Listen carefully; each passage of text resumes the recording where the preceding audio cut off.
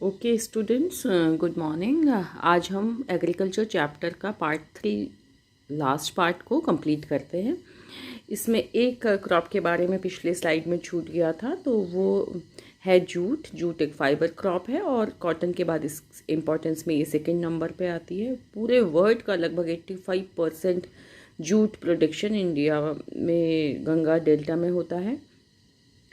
Jute को एक warm and humid climate की ज़रूरत होती है और 24 डिग्री सेंटीग्रेड से 37 डिग्री सेंटीग्रेड तक टेम्परेचर की ज़रूरत होती है। ये डेल्टाइक सॉइल जो कि लोमी क्लेई होती है उसमें ज़्यादा अच्छे से होता है। और जूट का जो प्रोडक्शन एरिया है हमारी कंट्री में सबसे ज़्यादा गंगा ब्रह्मपुत्र डेल्टा वाला जो पार्ट है वहाँ पे होता है। कुछ पार्ट असम के और उड़ीसा जो डेल्टाइक ईस्टर्न कोस्टल प्लेन्स हैं वहाँ पे भी जूट का प्रोडक्शन हुआ करते हैं। अब ये जो हमारा नेक्स्ट टॉपिक है, it is very very important. It is reform of agriculture.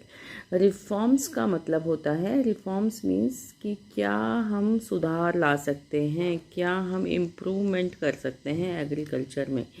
तो आपको पता है कि एग्रीकल्चर हमारी कंट्री में कई हज़ारों सालों से हो रही है और उसी लैंड पे बार बार खेती करते हुए हमारी कुछ कल्चरल सोशल प्रैक्टिसेस भी ऐसी होती हैं। बार बार खेती करने से हमें कुछ हमारी एग्रीकल्चर को कुछ प्रॉब्लम्स फेस करनी पड़ती हैं। इनको दूर करने के लिए हमारे पास दो तरीके हैं, एक टेक्निकल रिफॉर्म्स एंड एक इंस्टीट्यूशनल रिफॉर्म्स। इन दोनों को अच्छे से समझिए क्योंकि ये जो रिफॉर्म्स हैं इनमें बच्चे कई बार कंफ्यूज होते हैं।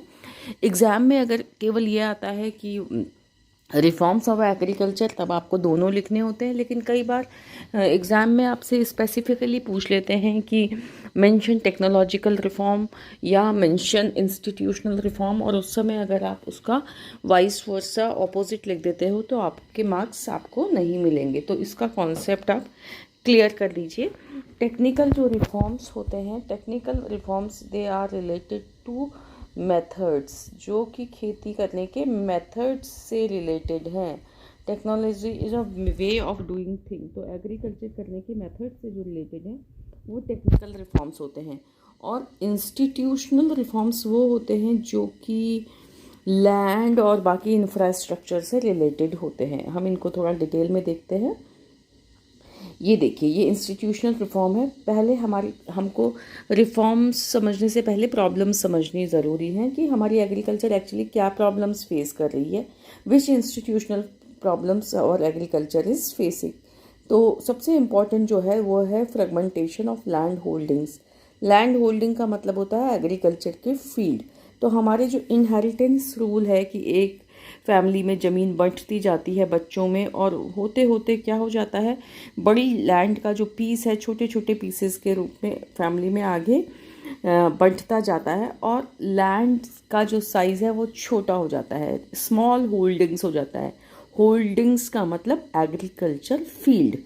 तो ये फ्रेगमेंटेट का मतलब छोटा, कट के छोटे होते चले जाना। मान लो आपके पास एक 1 हेक्टेयर का है, फिर आपके 4 बच्चे हैं, आपने उसको 4 पीस में बांट दिया, फिर वो 4 बच्चों के 2-2 बच्चे हुए, फिर वो और छोटा होता चले गया, तो होल्डिंग्स स्मॉल होती चली जाती हैं। ऐसे ही हमारी एक और प्रॉब्लम है, वो होती है स्कैटर्ड होल्डिंग। स्कैटर्ड होल्डिंग मतलब एक किसान का एक खेत, सपोज करो नाहरलगन में है, एक खेत उसका गोपुर में है, एक खेत उसका गुवाहाटी में है, तो उसको अलग अलग जगह मेंटेनेंस करने में प्रॉब्लम होती है। इसके अलावा हमारी कुछ और प्रॉब्लम्स हैं जो मैंने इसमें मेंशन नहीं की हैं, लेकिन वो बहुत कॉमन प्रॉब्लम है, जैसे पॉवर्टी है, किसान हमारा गरीब है, उसको एजुकेशन की कमी है, उसको वो वेल इन्फॉर्म्ड नहीं होता, उसके पास जो टेक्निकल रिफॉर्म्स हो रहे हैं उसकी जानकारी नहीं मिलती। तो ये कुछ और भी चीज़ें होती हैं जो कि उसको, जैसे पहले तो लैंड लॉर्ड्स होते थे, बॉन्डेड लेबर, एग्रीकल्चर लेबर उसे बना देते थे। लैंडलेसनेस एक प्रॉब्लम है कि बहुत सारे किसान ऐसे हैं जो काम तो बेचारे खेती का कर रहे हैं लेकिन अपनी ज़मीन ही नहीं है उनकी। तो इन सब चीज़ों को दूर करने के लिए इंस्टीट्यूशनल रिफॉर्म्स हुए। तो इंस्टीट्यूशनल रिफॉर्म का जो फर्स्ट पार्ट है दैट इज़ लैंड रिफॉर्म्स, इसमें देखिए इसमें कुछ कुछ चीज़ें हैं जो बहुत इम्पॉर्टेंट है, जैसे कि कलेक्टिवाइजेशन मतलब सामूहिकरण, कंसोलिडेशन। ये दोनों चीज़ों से क्या मतलब है कि अगर इसको चकबंदी भी कहा जाता है, इसका मतलब होता है कि जब एक किसान के खेत अलग अलग जगह बटे होते हैं, उसको एक ही जगह पे ज़मीन दे दी जाती है और उसके आसपास की ज़मीन लेकर दूसरे किसान को दूसरी जगह ज़मीन दे दी जाती है।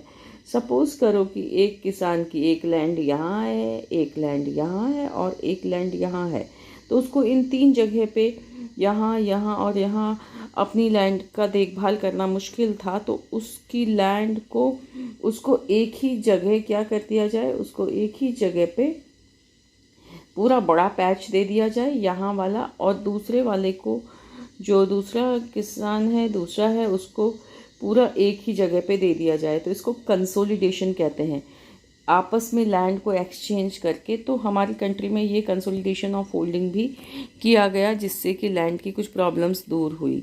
ऐसे ही कोऑपरेटिव फार्मिंग, किसान छोटे छोटे किसान आपस में मिलकर खेती करते हैं और जित भी उनका प्रॉफिट होता है उसको वो शेयर कर लेते हैं।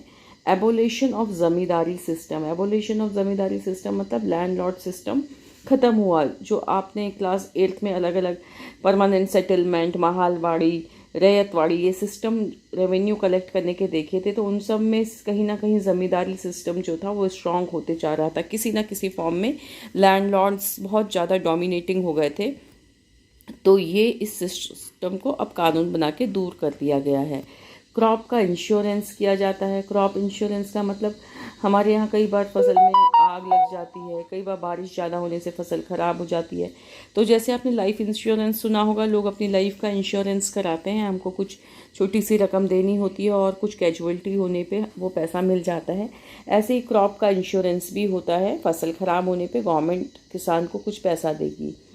इस्टेब्लिशमेंट ऑफ 0.4 ग्रामीण बैंक, कोऑपरेटिव सोसाइटीज़, ये सब कुछ बनाई गई हैं जिससे किसान को लो इंटरेस्ट रेट पे लोन मिलता है, और जो गरीब किसान हैं वो लोन लेके अपने लिए मशीन, अच्छे बीज, फर्टिलाइज़र्स वगैरह खरीद सकते हैं।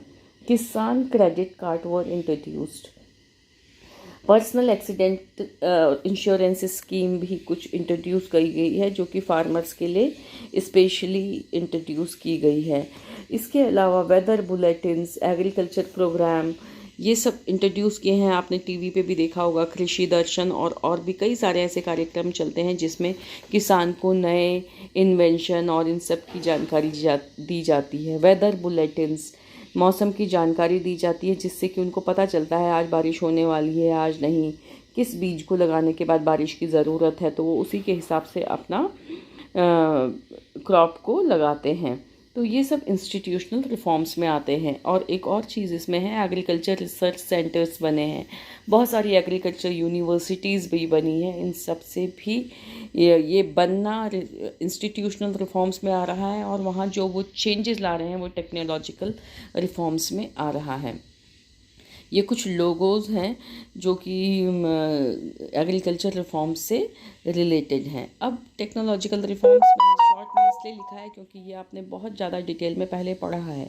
टेक्निकल रिफॉर्म्स में हम टेक्नोलॉजी को इम्प्रूव करते हैं। 1960s के बाद से ये शुरू हुआ। हमारे इंडिपेंडेंस के बाद हमने इंडस्ट्रीज़ और इन सब को बहुत ज़्यादा ध्यान दिया, और उसके बाद हमारे एक प्रधानमंत्री, उन्होंने एक नारा भी दिया, जय जवान जय किसान। उन्होंने कहा जितना ज़्यादा महत्व हम जवान को दे रहे हैं, एक सैनिक को दे रहे हैं, उतना ही महत्व हमको एक किसान को भी देना है। और एग्रीकल्चर को इम्प्रूवमेंट के लिए हमारी गवर्नमेंट ने बहुत ज़्यादा अपने स्टेप्स लेने शुरू किए। तो जो सबसे इम्पॉर्टेंट था वो था ग्रीन रेवोल्यूशन। ग्रीन रेवोल्यूशन में, इसको ग्रीन रेवोल्यूशन कहा जाता है क्योंकि एग्रीकल्चर के क्षेत्र में रेवोल्यूशन आ गया, ड्रास्टिक चेंज आया, और production of crops mainly cereals बहुत तेज़ी से इंक्रीज़ हुआ। ऐसे ही डेयरी फार्मिंग, मिल्क प्रोडक्शन में जो रेवोल्यूशन आया उसको ऑपरेशन फ्लड या वाइट रेवोल्यूशन भी कहते हैं।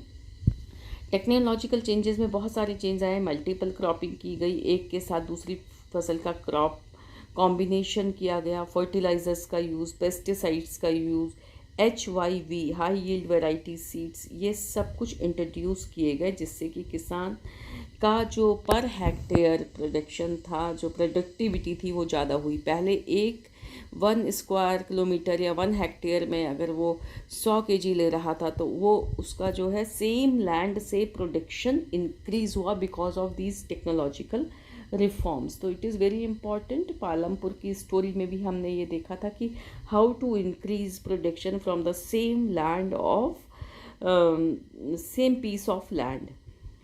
इसी में ये स्लाइड थोड़ा पहले वाले के रेफरेंस में है। ये स्लाइड इंस्टीट्यूशनल रिफॉर्म के रेफरेंस में है। भूदान ग्रामदान, ये आपके यहाँ एक बॉक्स में इंट्रोड्यूस किया गया है NCERT बुक में। तो आप वो बॉक्स का जो मैटर है उसको पढ़ लीजिए। यहाँ पे भी मैं आपको बता रही हूँ। विनोबा भावे एक हमारे कंट्री के बहुत फिलोसफर और एक संत थे और महात्मा गांधी के फॉलोअर थे, और उन्होंने एक आंदोलन शुरू किया। और जब हमारा कंट्री को इंडिपेंडेंस हमारी कंट्री को मिली उसके बाद उस समय बहुत बड़े बड़े लैंडलॉर्ड्स थे, बहुत अमीर किसान थे जिनके पास बहुत ज़्यादा ज़मीन थी, लेकिन वो खेती कर नहीं रहे थे। अपने खेतों पे लेबर से खेती करवाते थे और ये पूरे देश में पैदल पद यात्राएं करते थे, घूमते थे। और उस समय इनको पता चला कि कई किसान इसलिए परेशान हैं, वो गरीब हैं क्योंकि उनके पास ज़मीन ही नहीं है। तो इन्होंने इन अमीर किसानों को इनकरेज किया, मोटिवेट किया, और उन लोगों ने अपनी ज़मीन लैंडलेस फार्मर्स को दान में देनी, बिना पैसे में डोनेट कर दी। इस आंदोलन को भूदान या ग्राम दान, कुछ लोगों ने पूरे गांव के गांव ही दान में दे दिए थे। इसको भूदान ग्राम दान मोमेंट कहा गया और इसको ब्लडलेस रेवोल्यूशन कहा गया, क्योंकि ये एक रेवोल्यूशन की तरह था जिसमें बाकी रेवोल्यूशंस, आपने फ्रेंच रेवोल्यूशंस, रशियन रेवोल्यूशंस ये सब पढ़ा है, कितना मार काट होती थी, खून बहता था, लोग मर रहे हैं, बैटल्स हो रहे हैं ज़मीन के कारण। लेकिन इसमें बिना किसी मारपीट, बिना किसी खून खराबे के, without a drop of blood land दूसरे को ट्रांसफ़र हो गई। तो इसलिए ब्लडलेस रेवोल्यूशन भी इसको कहा जाता है। और ये एक बहुत ही मोटिवेशनल मोमेंट था। आप इसके बारे में थोड़ा सा डिटेल्स और भी रिसर्च कर सकते हैं। टेक्निकल रिफॉर्म्स में यही, जैसे पेस्टिसाइड्स को स्प्रेइंग मशीन से करना, ट्रांसपोर्टेशन एंड कम्युनिकेशन सिस्टम को डेवलप करना, फर्टिलाइज़र्स, इंसेक्टिसाइड बीमारियों के लिए, पेस्टिसाइड्स, ये सब कुछ इम्प्रूव करना, ये सब टेक्नोलॉजिकल रिफॉर्म्स में आता है। ग्रीन रेवोल्यूशन में हाई यील्ड वैरायटी सीड्स को सबसे ज़्यादा इनकरेजमेंट मिला था। और जो हमने पहले बताया कि एग्रीकल्चर यूनिवर्सिटीज़ की बनी, उन्होंने रिसर्च किया और अच्छी क्वालिटी के सीड्स बनाने शुरू किए। तो इन सब से ही एग्रीकल्चर का प्रोडक्शन ज़्यादा हुआ। ऐसे ही हम ये देख रहे हैं वाइट रेवोल्यूशन भी हमारी कंट्री में हुई। अब हमारा नेक्स्ट टॉपिक है role of agriculture in Indian economy. Indian economy में एग्रीकल्चर का क्या महत्व है? अलग अलग बॉक्सेस में अलग अलग फ्लो चार्ट, इस फ्लो चार्ट में मैंने आपको दिखाने की कोशिश की है। पहला, agriculture contribute in national income, हमारी कंट्री की नेशनल इनकम को इंक्रीज करती है। Second one is it provides employment. आज भी हमारी कंट्री का सबसे ज़्यादा जो है वो एम्प्लॉयमेंट क्रिएट करने में एग्रीकल्चर सेक्टर का ही रोल है। अपने सेक्टर्स ऑफ इकनॉमी में ग्राफ में भी ये देखा था कि प्राइमरी सेक्टर एम्प्लॉयमेंट प्रोवाइड करने में आज भी नंबर 1 है, चाहे उसका कंट्रीब्यूशन कम हो रहा है but still it is the largest. Capital formation, money create करता है, लोगों का लाइवलीहुड का एक साधन बना है। और ये सबसे इम्पॉर्टेंट तो है ही, हम चाहे कितना इंडस्ट्रियल ग्रोथ करें, सब कुछ भी करें, बट फूड हमारी बेसिक नीड है। So agriculture provide it fulfils our food needs, that's why it is important. अगर हमारा खाना अच्छा नहीं होगा, हमें न्यूट्रिएंट नहीं मिलेंगे, डाइट अच्छी नहीं होगी, तो हमारा जो ह्यूमन रिसोर्स है वो हेल्दी नहीं होगा। अगर ह्यूमन रिसोर्स अच्छा नहीं है तो आप किसी भी फील्ड में डेवलपमेंट नहीं कर सकते। सो agriculture is very much important in providing healthy human resource for the country. फिर it provides raw material for many industries. There are so many industries which are agro-based industries, for example sugar, cotton, textile, wool industry, vegetable oil industry. So many industries are there which are agro-based, तो ये उसमें भी करता है. फिर it provides things and items for international trade. हमारी country से जो एग्रीकल्चर सेक्टर की बहुत सारी चीज़ें हैं वो बाहर कंट्री में भेजी जाती हैं. सो इंटरनेशनल ट्रेड में भी ये बहुत इम्पॉर्टेंट रोल प्ले करता है. जो पॉइंट्स मैंने आपको बताए वही यहाँ पे थोड़ा सा डिटेल है.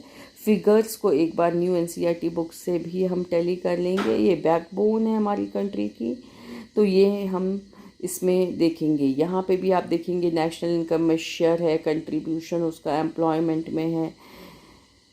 Last topic is food security. ये भी आपका 9th क्लास में बहुत पूरा डिटेल चैप्टर ही था. तो इसमें हमने देखा है food security is directly related to agriculture. Agriculture अच्छी होगी तो अवेलेबिलिटी ऑफ फूड होगा, और जो हमारा बफर स्टॉक है उसमें हमारा अनाज भरा रहेगा. आपको पता है FCI फूड ग्रेन्स को खरीदती है, प्रोक्योरमेंट का काम करती है, और PDS पब्लिक डिस्ट्रीब्यूशन सिस्टम के माध्यम से उसको लोगों तक पहुंचाती है. There are fair price shops, ration shops, जिससे कि ये जो बफर स्टॉक्स में रखा हुआ अनाज होता है वो जनता को मिलता है. इसका रेट काफ़ी कम होता है, और इसमें भी एक BPL कैटेगरी में तो रेट और भी ज़्यादा कम होता है. तो यही फूड सिक्योरिटी है. जितना ज़्यादा हमारा बफर स्टॉक अच्छे से उसमें अनाज रहेंगे तो कंट्री फूड सिक्योर होगी. ठीक है, हमको ये चिंता नहीं रहेगी कि डिज़ास्टर होने में या एक बार फसल ख़राब होने में लोगों को हंगर फील करना पड़े. उस समय हमारे पास जो स्टोर्ड फूड है उसको हम यूज़ में ला सकते हैं. डिस्ट्रीब्यूशन सिस्टम अच्छे होने से जो स्टोर्ड फूड है उसको हम उसका अच्छा यूज़ कर सकते हैं. अगर डिस्ट्रीब्यूशन सिस्टम अच्छा नहीं है तो फूड ऐसा है कि उसको बहुत लंबे टाइम तक नहीं रखा जा सकता. अगर हम उसको ठीक से नहीं रखेंगे, स्टोरेज हमारे अच्छे नहीं हैं, तो वो जल्दी ख़राब भी हो जाता है. तो डिस्ट्रीब्यूशन, स्टोरेज, सारे सिस्टम हमारे स्ट्रॉन्ग होने चाहिए. If these things are strong then the country is food secure. ठीक है, इसमें आपको बताया है कि फूड सिक्योरिटी के लिए गवर्नमेंट क्या करती है. हमने देखा कि government minimum support price announce करती है. ये आपने पढ़ा हुआ है पिछली क्लास में. पहले एक फसल तैयार होने से पहले ही गवर्नमेंट अनाउंस कर देती है कि आप मार्केट में अपना अनाज बेचिए. अगर नहीं बिक पाता है तो हम इस मिनिमम प्राइस में ख़रीद लेंगे, गवर्नमेंट ख़रीद लेगी. तो पहले किसान मंडी में जाके अपने आइटम्स को बेचने की कोशिश करते हैं एट मैक्सिमम प्रॉफिट. अगर नहीं बिकता तो गवर्नमेंट स्टोर्स में बेच देते हैं, तो उनको नुकसान नहीं होता. ऐसे ही कई बार गवर्नमेंट जो है वो किसान को हेल्प भी करती है, उसको सब्सिडी देती है, उसको सस्ते कीमत पे लोन देती है. ये सब फूड सिक्योरिटी को इंश्योर करने के लिए किया जाता है. So this is the chapter. आप इसको एक बार NCERT से 1-2 बार रीड करिए. चैप्टर आसान है लेकिन थोड़ा सिस्टमेटिकली आपको करना पड़ेगा. बाकी ये PPT मैं आपको गूगल क्लासरूम में भी शेयर कर दूँगी, और फिर आपको इसके बाद अगर कुछ डाउट है तो स्टूडेंट आप इसको लाइव क्लास में क्लियर कर सकते हैं. ये भी सेल्फ सफिशिएंट का कॉन्सेप्ट भी इसमें ही बताया गया है कि कंट्री अगर अनाज में सेल्फ सफिशिएंट है तो कंट्री का एक जो बहुत बड़ा टेंशन होता है वो ख़त्म रहता है. अगर उसके पास सीरियल्स, पल्सेस, ऑयल सब सफिशिएंट मात्रा में, क्वांटिटी में होता है. तो okay, thank you very much.